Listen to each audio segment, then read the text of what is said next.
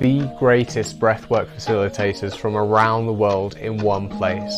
Our extensive, truly unique database of breathwork videos and live classes created by our breathmasters offers you the opportunity to learn breathwork with the best teachers in the universe. Dive into our app and become a student today. Hello, Breath Source Tribe. I'm here with JJ Ruescas, one of our newest Breathmasters to the app, and a Latin Breathmaster as well on the Breath Source Latino. And so super excited to have JJ here. JJ, thank you so much for joining the team. Thank you so much for becoming one of our newest Breathmasters. And you have the Optimize Me company, which is a human optimization company. And so I'd love to introduce you as that and talk to you about coming on and letting us know about your company and your journey to breath. Thank you, Travis. First of all, thank you for the opportunity, not only to be part of Breath Source and the community, but also for the work that you have inspired so many people, and including myself, right? So this is how I usually started this. Hello, nervous systems. My name is JJ Ruescas. And the reason I start like that is because people, they don't really get like, we are nervous systems that are walking and talking.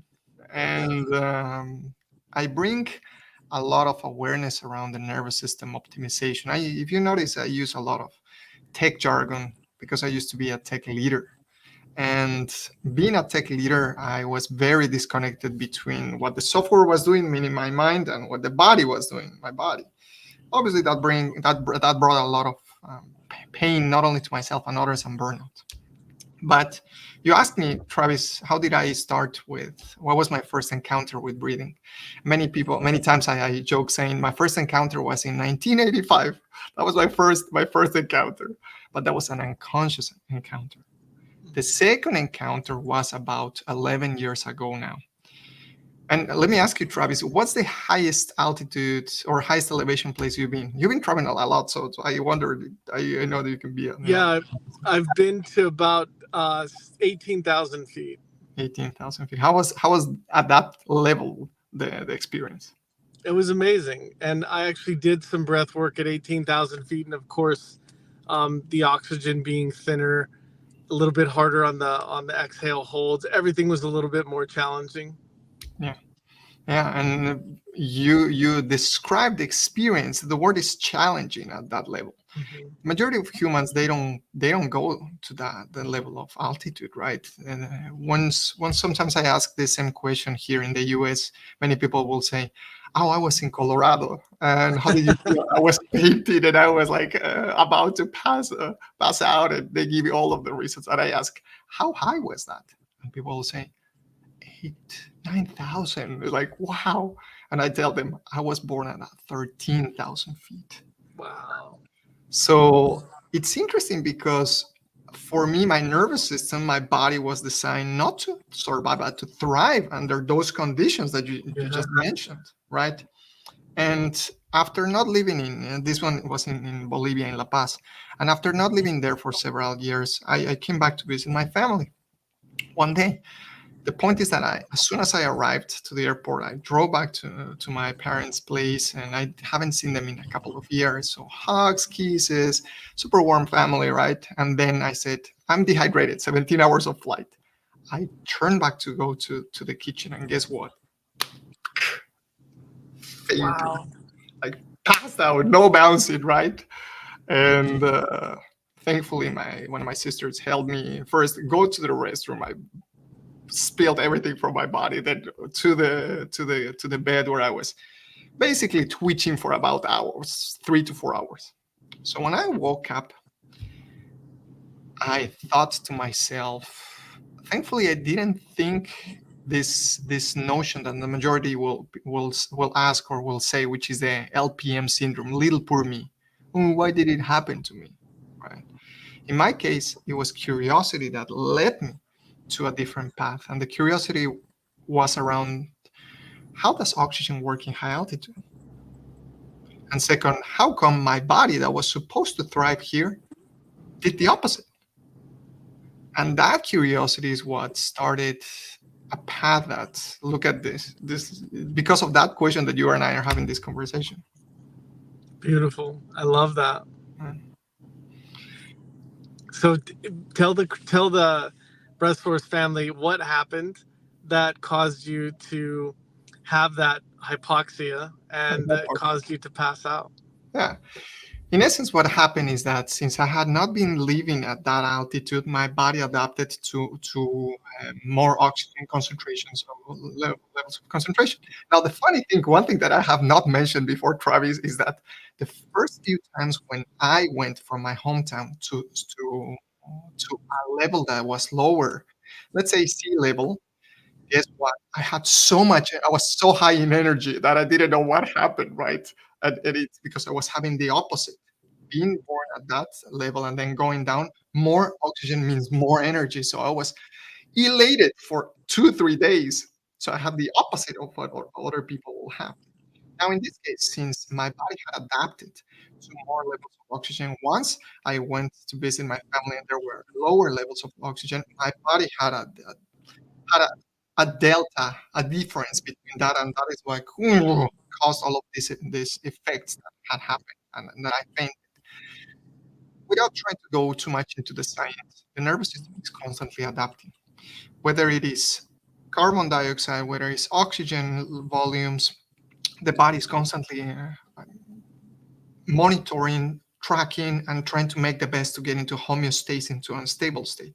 In this case, too fast, too quickly, I went from high levels of oxygen to lower levels, and then pow, that's what it happened. That was the point. Now, that doesn't mean that we end up like that. No, no, no. The body still keeps adapting. And because of that situation is that I started diving into, how can I go back to visit my family without having this situation? And not only myself, think about it. How many people are traveling through high altitude places and they think, I have 4 days, 5 days, I'm going to have a blast. And because of high altitude, their agenda gets crushed in a second. Oh, totally. Right. People going skiing all the time. This happens all the time. Right. And so that is when I started finding that I was not the first guy who had that issue, and there were techniques to train or simulate high altitude without even needing to go to high altitude. Obviously, Olympic athletes are also going to high altitude to, guess what? With less level of oxygen, with less levels of oxygen, meaning less levels of energy to create the same output. Guess what happens? When they go back lower, more oxygen, basically what it was happening to my own body since I was born in high altitude. So in essence, I found that there are ways that I can train that, and anyone can train their body to get into hypoxic state, mimicking high altitude, so that when they go to high altitude, they don't suffer. Their adaptation time takes minutes.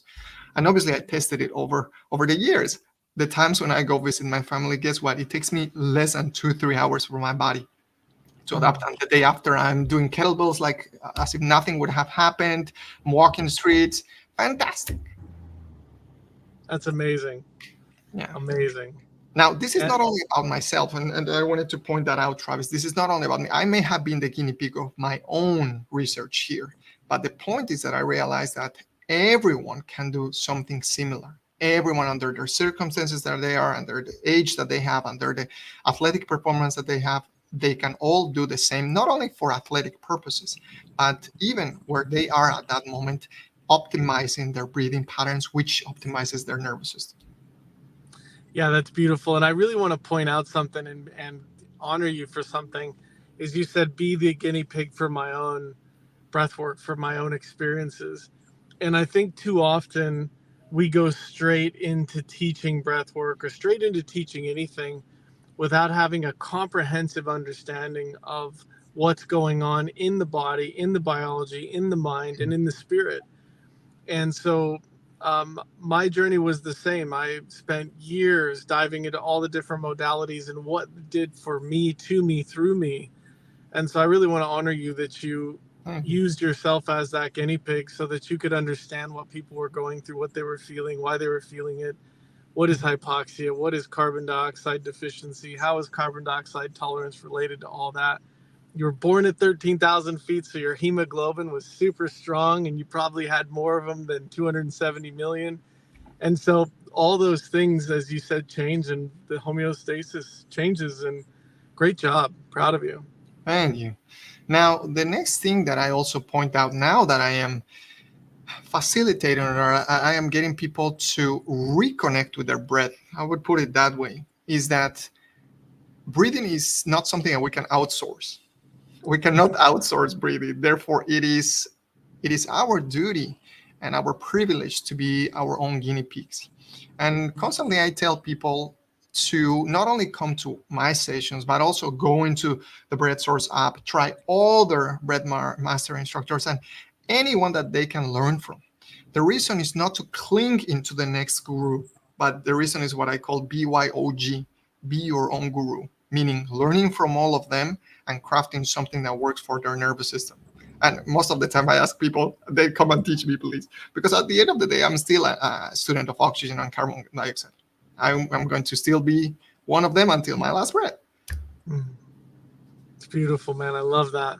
And this is part of your human optimization strategy, right? It is indeed. Thanks for bringing that up. It was very eye-opening, this situation that I mentioned 10, 11 years ago, because it was humbling at the same moment.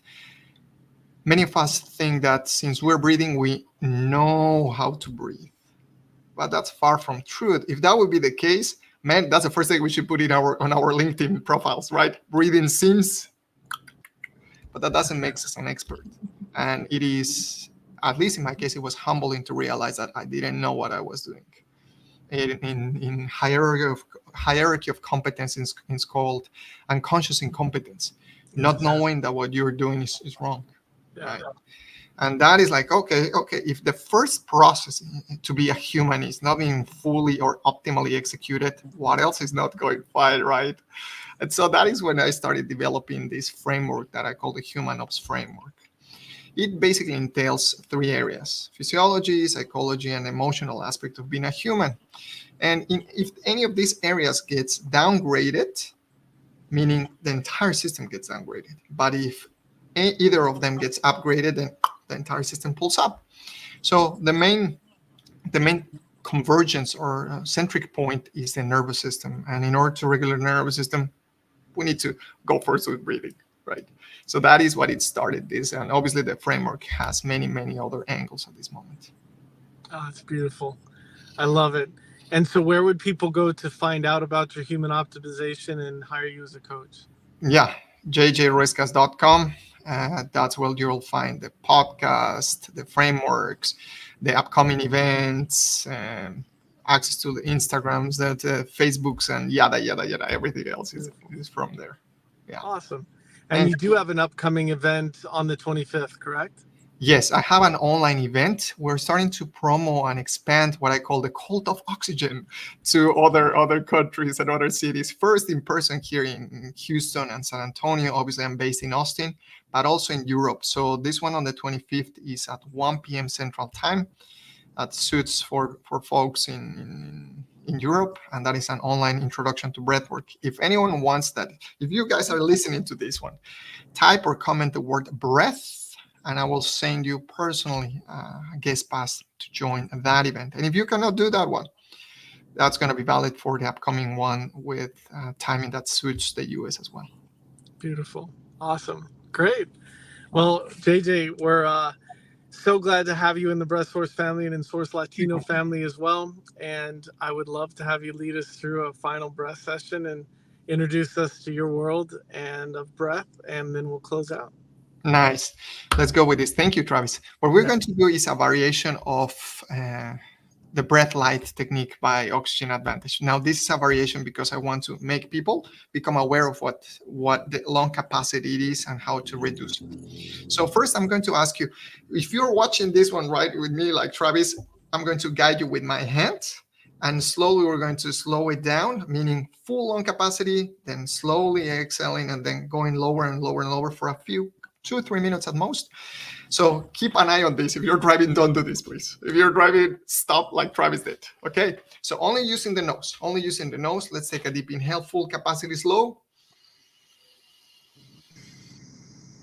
Exhale with the nose. Put some pressure on the abdomen to remove all the air. Yes. Inhale again. Exhale.